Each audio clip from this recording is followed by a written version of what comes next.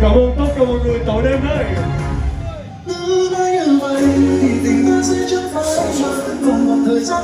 Những cái tay xinh đẹp của tất cả mọi người đâu hết rồi ạ? Tay lên cao và làm ta đến trái tim nhau. Đây là ơi.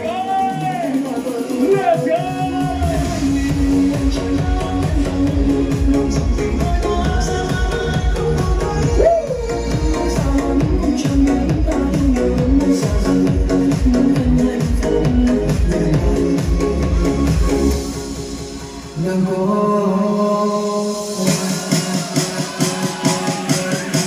Em này ai chưa có người yêu đâu?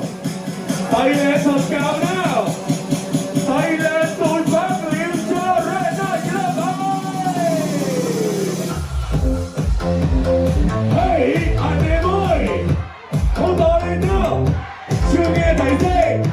Em trai say hey, em gái say hey. Không to nữa. Sống bắt đầu từ gió. Em cũng không biết nữa.